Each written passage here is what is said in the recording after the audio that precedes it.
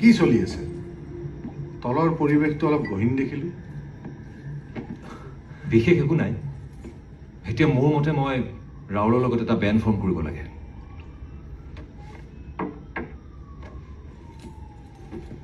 আপুনিয়ে কওকচোন, ইমান কষ্ট কৰি নিজৰ কাৰণে এইখিনি নাম কমাইছোঁ, পইচা বনাইছোঁ, এতিয়া যদি নতুনকৈ এটা বেণ্ড ফৰ্ম কৰোঁ, আকৌ জিৰ'ৰ পৰা ষ্টাৰ্ট কৰা।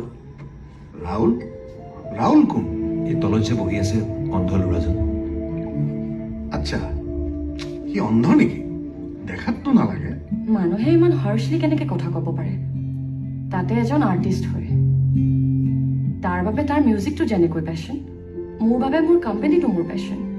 আমাৰ মাজত কিবা এটা মিলি অহা নাই, সেইটো কথা পাতি চৰ্ট আউট কৰি ল'লেই হ'ল। মোৰ কামটো মাজত আনি ইনচাল্ট কৰি দিয়াৰ কোনো দৰকাৰ নাছিল। মই কিনো বেয়া কথা এটা কৈছিলো? ভাল গান গায়, ইনফেক্ট সি বহুত ভাল গান গায়।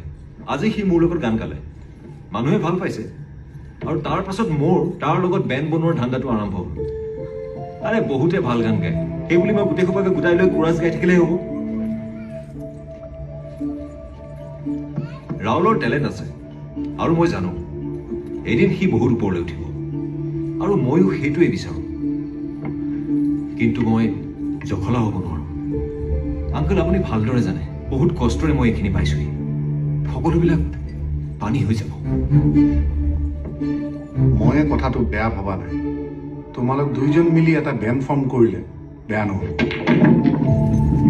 আপুনি তেনেকৈ কৈছে? আপুনিতো বিজনেছ ভালকৈ বুজি পায়, তাৰ পাছত মোৰ লাভ নোহোৱা কাম এটা আপুনি মোক কিয় কৰিব কৈছে? বিজনেছ বুজি পাওঁ কাৰণেতো কৈছোঁ, আৰু এতিয়াতো you are like part of the family. এটা কথা কোৱাচোন, এজন আৰ্টিষ্ট কেতিয়া এজন ডাঙৰ আৰ্টিষ্ট হয়? মই ঠিক বুজা নাই।